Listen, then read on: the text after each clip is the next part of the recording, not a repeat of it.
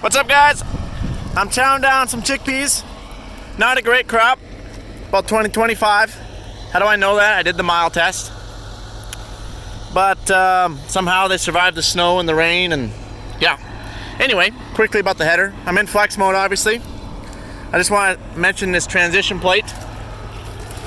I get down here and move this reel. All right. So my guard is pretty dang low to the ground here, as you can see. I've never broke a... Oh, I shouldn't say that. I did break one guard, actually. I broke one guard. Broke one right in the center. But otherwise, I haven't broke a guard. And when I broke that one guard in the center, I should mention I broke a section off. Otherwise... and I've cut a lot of lentils and chickpeas. So I'm pretty happy about that. Really happy. This big transition plate catches a lot of rocks right on here. Lots of rocks. And then whatever this transition plate doesn't catch, I'll show you, it'll drop up over there. But I want to talk about this transition plate for a second because it's a love-hate relationship. You'll love it in lentils. Chickpeas, 70-30. If you got a good crop, 70% of the time, it's going to be fine. 30% of the time, you get a really thin crop, it'll kind of shake them and shook them, and they won't really want to get up here, and then you'll actually have a little loss. Just being honest with you. Now, you could lower your reel a little bit more until it brushes, but let's be honest, you're in flex mode. You're going to trim some off already. And I'm pretty sure I have actually trimmed a few. Let's see here. Can you guys see this?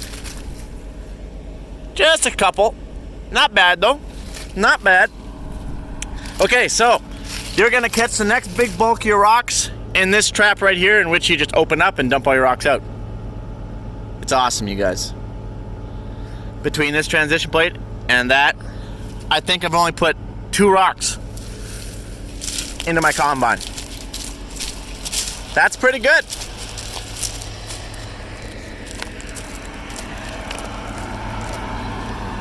So, yeah. So some of this would be a little bit of header loss. And obviously these ones, they're not. They're not. See, there's some... You gotta remember, this stuff had 2 feet of snow on it, you guys, alright? So you gotta be fair here. Yeah.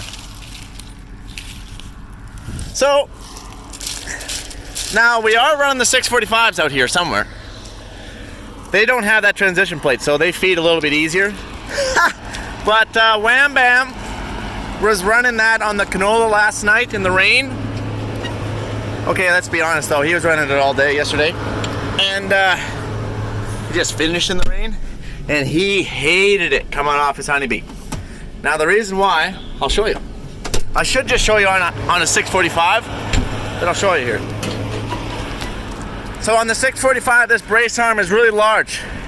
It's more out on this angle, and the P auger doesn't start till here, behind the brace arm. So all the canola would come up and shove its head through the brace arm, and it would just sit there because it would actually hit the stub of the auger. Anyway, a big wad would just sit there because it got nowhere to go. It's actually not a very good design. And then all of a sudden she'll go. And then rumph. So yeah, I never knew that before. So anyway, that was new. Oh, also the sample. Okay, so that chaff, these combines like to do what I call the dump. I don't know if I've really ever noticed it on a John Deere, and I don't know if your guys' combines do it, but when you shut the thresher off, right when she slows right down, it does the dump. So I don't know if that's just where that comes from, but that's where it is. Otherwise, I have a really good sample of chickpeas. You can't find a pod in my sample. Maybe you can find one, but I'm serious, it's really good. I could seed it. And I was nervous about that, you guys. I was nervous about that because these are rub bar type rotors. Excuse me. They're not knuckle rotors. All right, so let's go.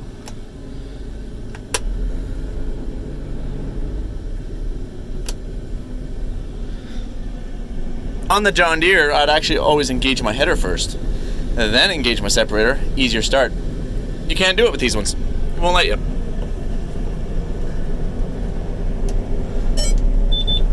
As you can see, we have dust. Oh, and speaking of dust, when it's dead calm out on chickpeas that have been sprayed with Roundup, holy cow, you guys know what I'm talking about. It is just a cloud of dust. You can't see crap. Like, this is nothing. This is a Cadillac. So, I mentioned it to AGCO already that we got to get some fans. We got to get some fans drawing this dust out, and they are aware of it. So, we're cruising at 4 mile an hour, and we were doing an awesome job of cutting. Follows the ground super good. I have been to 5 mile an hour. Let's go up to 4.5. All right, let's just go to 4.7, 4.6. Really does a really good job of cutting. You don't even have to have your P auger on, guys. Notice it's barely moving. You don't need it. So why do they call it a P auger when you don't need it? It should be called a canola auger, because that is where you need it. Holy cow, people are trying to get a hold of me. Just stop trying to get a hold of me, people. Holy cow.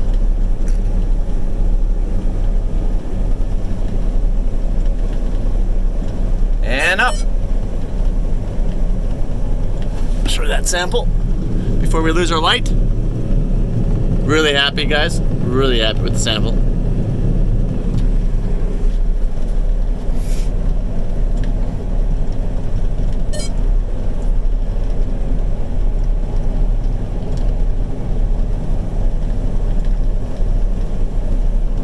So I was combining some wheat slews today, and we left our large wire concaves in. We got 3 on the back, 1 in the small on each rotor, and I'm thinking to myself, that's going to be a disaster. There's going to be heads in there. It's going to be all freaking heads. It wasn't. There was a couple half heads. I couldn't believe it, you guys. I couldn't believe it. I was like, I probably could have went the whole season like that. Now maybe it's a little different right now, obviously, but a little different conditions. I get that. But I was quite surprised.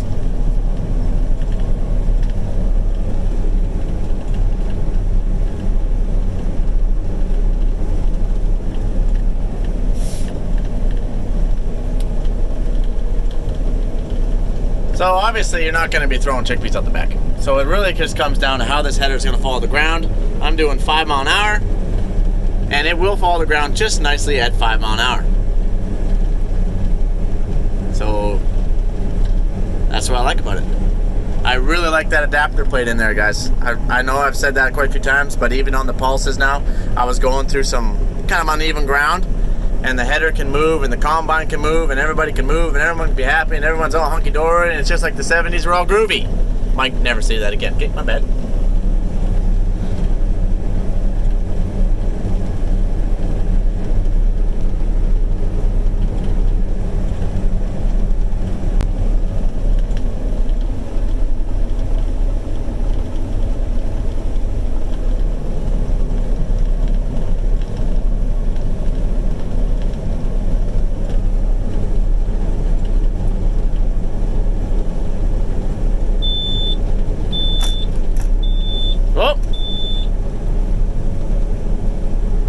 That's what happens when you plug your tailing. Let's hurry up and run out there and do this. That's what happens when I'm not paying attention again. Woo! Ow! Oh!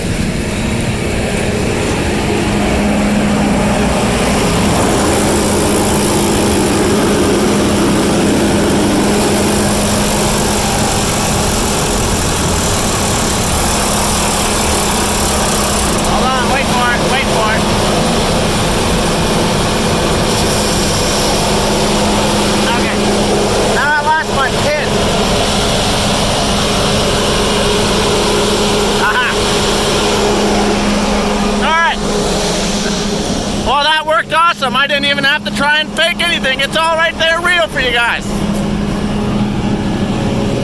Oh.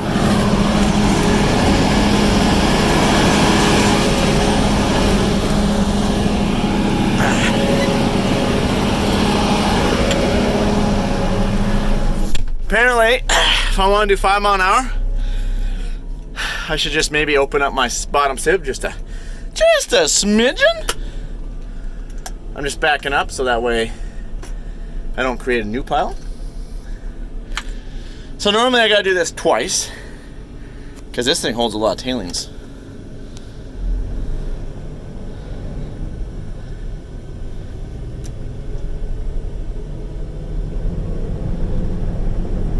And we'll shut down. We'll go out and investigate.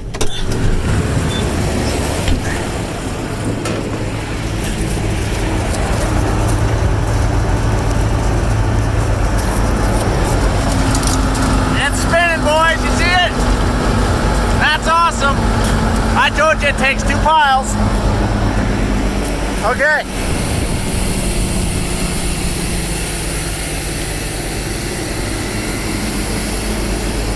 Yes, you do have the side door on the other side of the shield. You do, but this is way quicker. Gotta find my pin in my pocket here. I'm digging for my pin. I got my pin. So then, okay.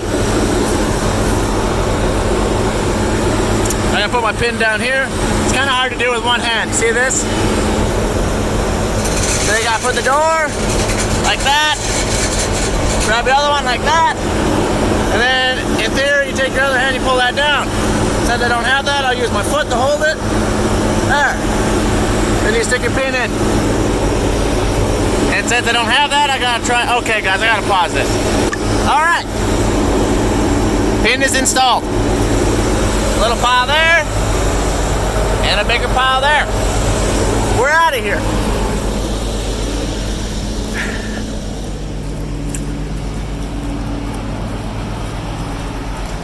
Well, thanks for unplugging my tailings with me, you guys. Now you know how to unplug a tailings on a Fendt Ideal 9 combine. Whew. Okay, boys, someone's actually really trying to get a hold of me here. So I gotta let you go and call them back because I think they're having trouble with the bagger. So I'll talk to you guys later. Have a good one.